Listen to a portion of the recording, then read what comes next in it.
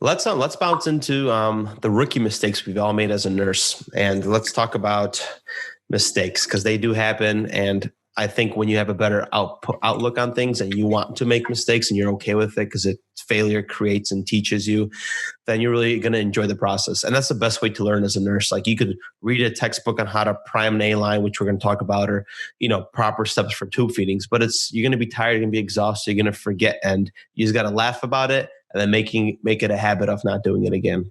I think understanding that other nurses make mistakes, and by us giving these examples of mistakes that we've made, I feel like that makes nurses feel less guilty and they don't feel as bad about themselves because these mistakes do happen to everybody. It happens multiple times. So don't feel incompetent because you made a mistake. I mean, we're going to go over a handful of ones that I made. And it just happens. You're not perfect. We're not perfect individuals and we're not robots. So the first one that always happens to me at the beginning when I became a nurse is I always forgot to clamp my A-line.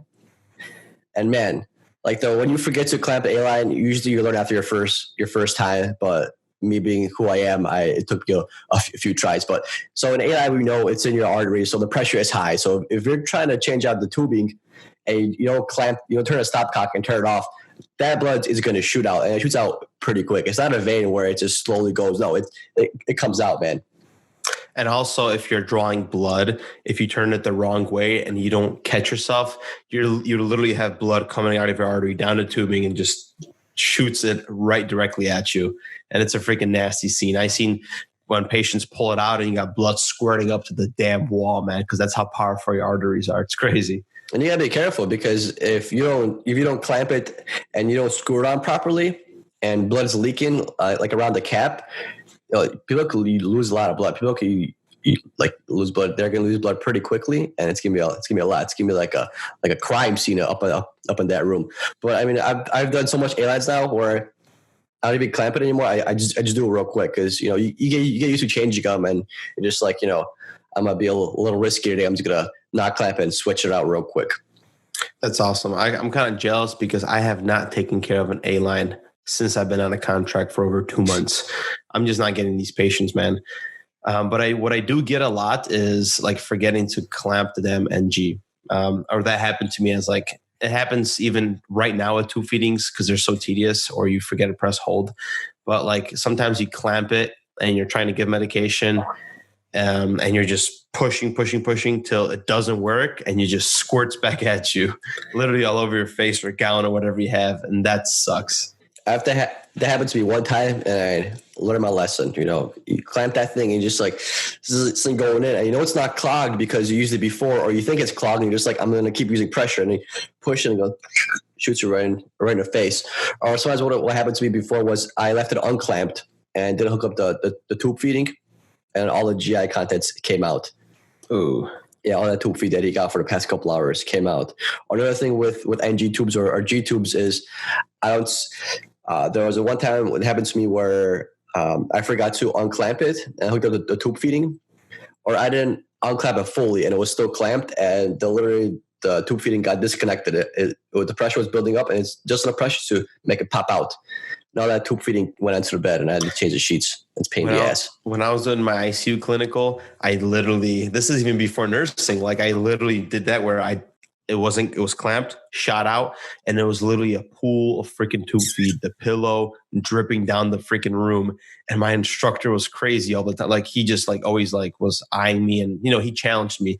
And I'm just whoa, I got so nervous, heart rate started sweating, and I made a big deal out of it. Well, and then a nurse came in, oh, it's not a big deal. And she kind of relaxed me a little bit because I was freaking out as a new grad. Yeah, probably the scariest mistake I have ever done as a nurse is so with these swans, we get these thick intros where they're not your typical looking central line. It's a little thicker. Maybe it has 1 or 2 cc's more than a regular line.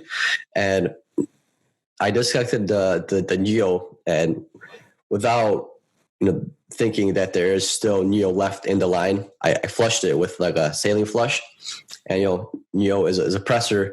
The patient's pressure shot up. Alarm started going off. People ran it because it was 200s over 110s. I was fuck my lip. I was damn. That sucks, man. Like I was so nervous. And like nurse practitioners came and was like, everything okay? I'm like, yeah, I just flushed a line full of needle. Mm-hmm. And they're like, all right, you just gotta be careful next time. Like just watch out with your pressures. I'm like, yeah, I mean, damn. And it took a minute for the pressure to come down, man.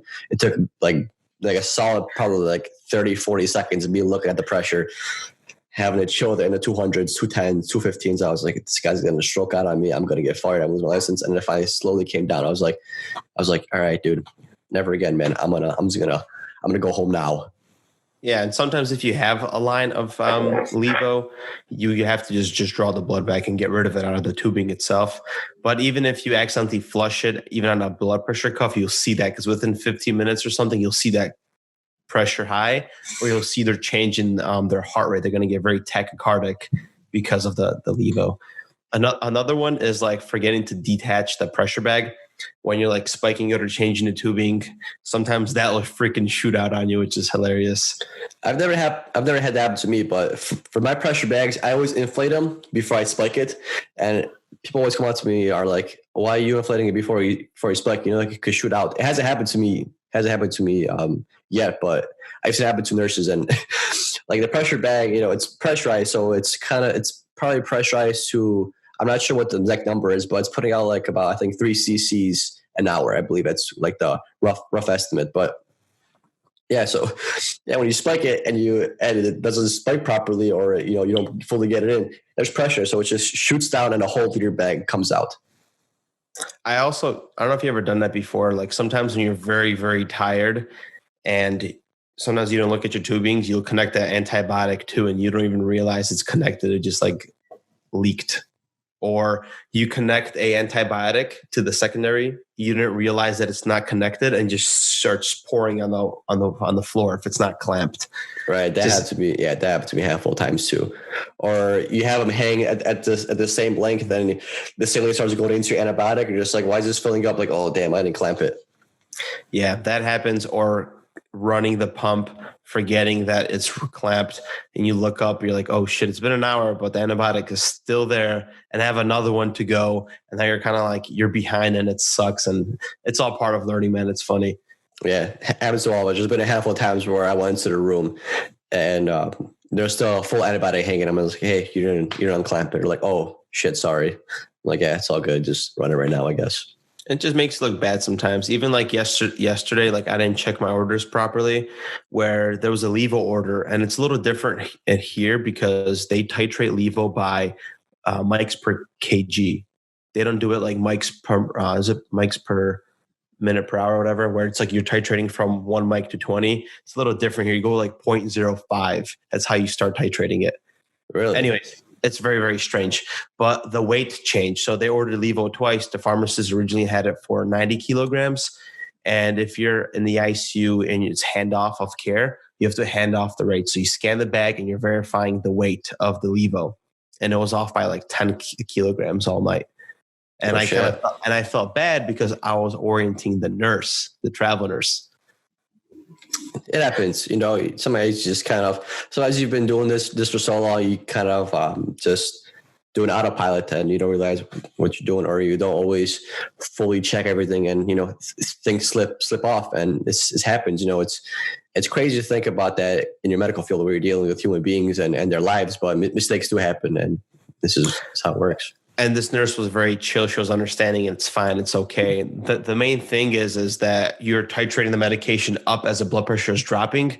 So technically you're still doing the purpose of the medication. It was just like off by a few units, which is not life and death in this case because you're troubleshooting. Another one I wanted to mention is, this is probably for males or females both, is putting the Foley catheters in the females. I feel like as a rookie, sometimes it takes a couple try, or sometimes you go into the vagina hole by accident and you have to get another kit because technically it's not sterile anymore. Or technically it is not sterile anymore.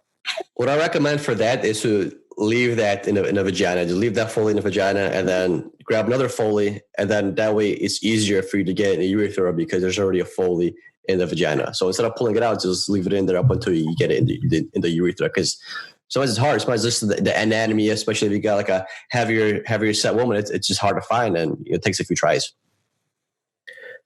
I would also mention pick lines. Sometimes forgetting to do little things, which gets tedious. Forgetting to do the caps. Pick lines, not so much. Let's see. I'm trying to think how else I may have made mistakes as a new nurse.